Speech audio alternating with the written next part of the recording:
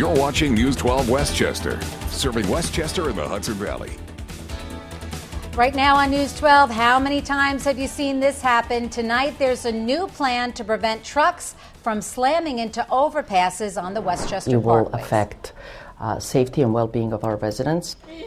But first, a double whammy for our most vulnerable. First, it was the feds, and now state funding for several local organizations that help the disabled is on the chopping block. Hello, I'm Scott McGee. And I'm Janine Rose. These cuts could be devastating. A number of organizations that provide help for the profoundly disabled are wondering what's next for them under the proposed state budget. Layoffs and program cuts are all on the line. News 12's Michelle Brown is in the newsroom with more on just who the cuts would affect the most. Michelle. Well, Janine, the cuts would impact some of the most vulnerable people in our area, the severely developmentally disabled, like those at the Richmond Community Center. Officials at that center we visited today are very frustrated and concerned. They're looking at a roughly $2.5 million cut in their state funding.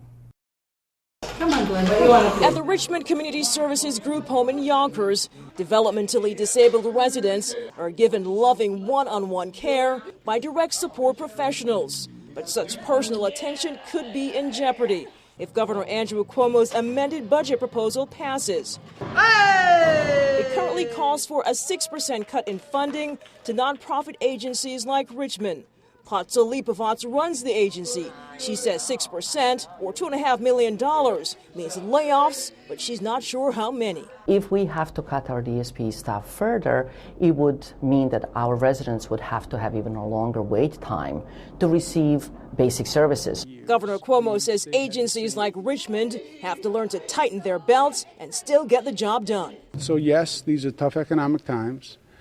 Yes, we've had to trim the budget. But I don't accept the point that just because you're spending less, you can't do the job that you need to do.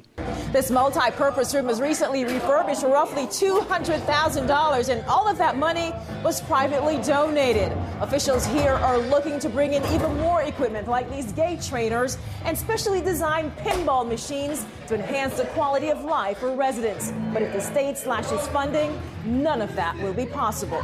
Lipovats says there is simply nothing left to cut. We are functioning at cost, basically. We're making minimal profits, which any nonprofit organization must make in order to survive. So we are really not the place where there needs to be a cut.